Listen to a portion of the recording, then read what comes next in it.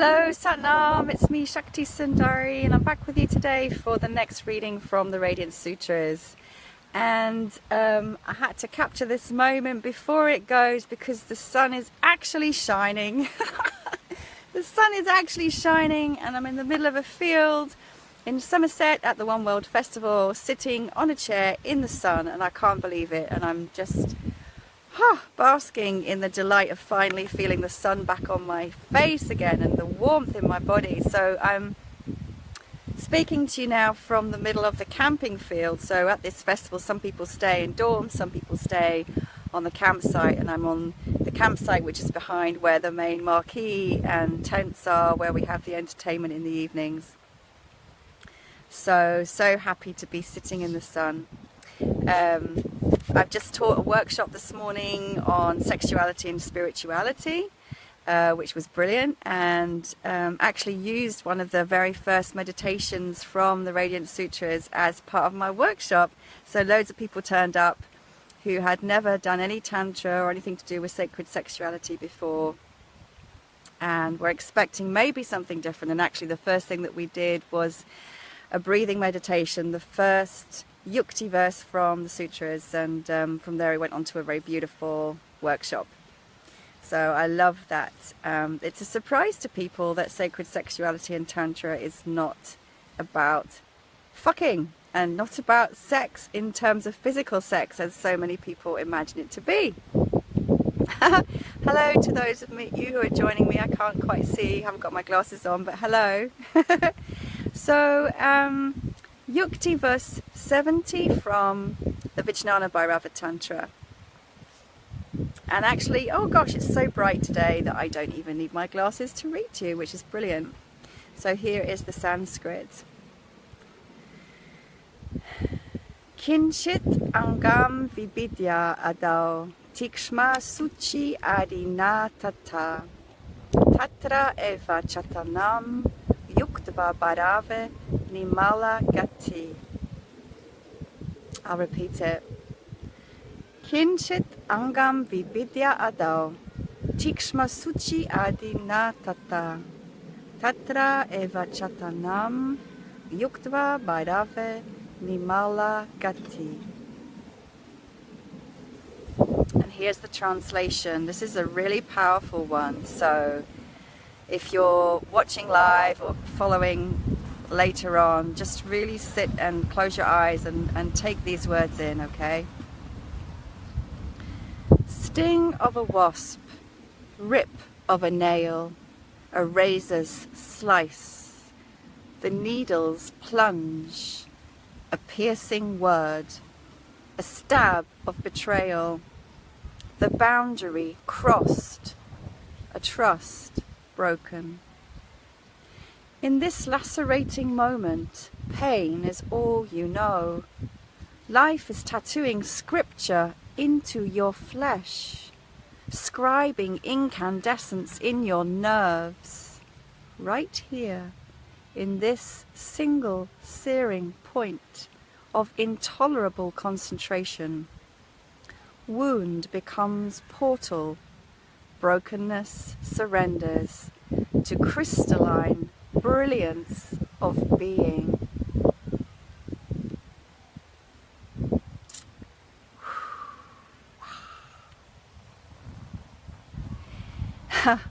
This meditation is just so on point for my life's experience in these last few weeks and months, actually, and years even. I have learnt so much and opened so much to the brilliance of my own being through repeated experiences of lacerating pain, through betrayal, through trust broken, through wounds being touched upon. And so often people have said to me, you know, you must be crazy. Why are you diving into that kind of experience again and again? Don't you want to protect yourself? And my answer is always no. I'm here to live life fully in full embrace and to follow my heart's desire, to follow my soul's calling, to follow my path of truth, wherever it takes me in the full embrace of life. And this is the tantric path. And some of those moments of embrace with life are deeply painful. And yet what I have experienced and known and know is that each of those betrayals, each of those moments of lacerating pain have really and truly tattooed scripture into my flesh. And it's amazing that those words are used. When I was in Bali with my beloved not so long ago, there was we had a really terrible, difficult argument, great conflict, and then we resolved it and there was a healing, and I went to have a tattoo, a real tattoo on my back of a lotus blossom. And as I meditated during the process of receiving the tattoo, I was purposely feeling into the pain. Well, it wasn't unbearable pain, but really being with the discomfort of it and meditating on each sensation of discomfort, of pain, reminding me of the truth of who I am and returning myself back to love and opening my heart more. So every single little stab of the needle that was used in the it's pretty windy by the tattoo artist, I made it a meditation upon love. I made it a meditation upon opening into greater truth and awareness in my being consciously. Of course, when these things happen, we can turn in, we can lose hope, we can blame others, we can think it's somebody else's fault or something else's fault, but it never really is. And everything that we experience is a choice of our soul and the opportunity to awaken. Really and truly, I know this so well, it really is. So these moments, sting of a wasp, wow, that's sharp, it hurts. Rip of a nail, a razor's slice, the needle's plunge. And just as much as physical pain, emotional pain, a piercing word, a stab of betrayal, the boundary crossed, a trust broken. In this lacerating moment, pain is all you know. Yes, allow yourself to feel that pain without attaching story to it. Just feeling it, just sensing it, just being with it. Life is tattooing scripture into your flesh. We hold these things at a cellular level in our bodies. Our pain is embodied, and just as we need to feel the pain to release it from our body and our cells, so it's the same with all of this. I've completely lost the point of what I was saying. It's physical, it's embodied, and it's metaphysical, so it is both. We need to feel it to release it and to heal it. If we try to numb it out and stop ourselves from feeling, it won't go away. It will just come back and back and back when we cannot open to the brilliance of being that we really are.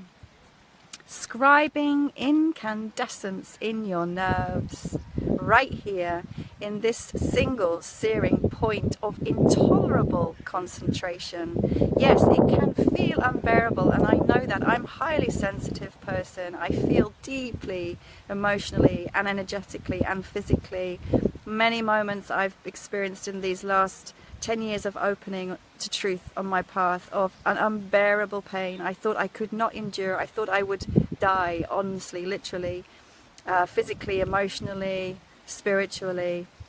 And the same when I was receiving my tattoo on my back, sometimes it was so sharp and continuous. I was getting to my edge of toleration of discomfort, and yet I stayed present to it, and I meditated upon it, and I welcomed it, and I embraced it without resistance. And then wound becomes portal, brokenness surrenders to crystalline brilliance of being. If we allow ourselves to be broken open, there is a brilliance, a stillness, a truth, a love, an expansiveness beyond that. It's only the ego that is afraid of dying.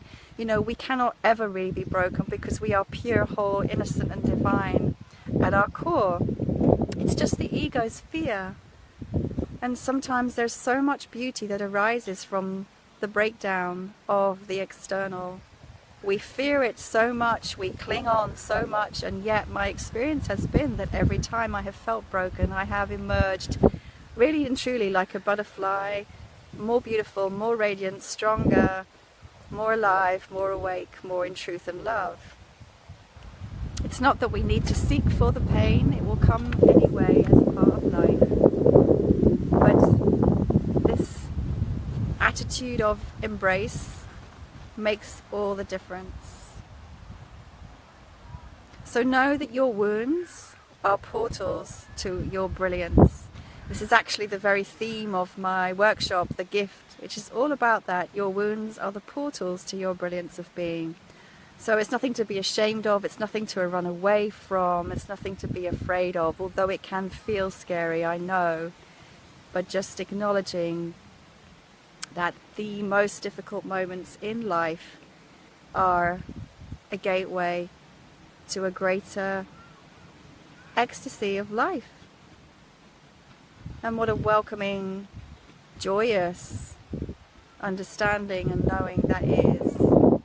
So, yeah, that's my sharing for today. So good for me to read that right now, as I am experiencing both deep pain and great joy.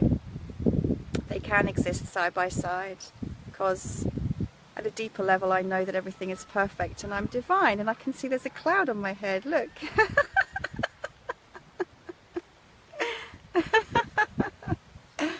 So thank you for being with me, everyone, and join me again for the next reading from the Radiance Sutras tomorrow. Lots of love and Satnam.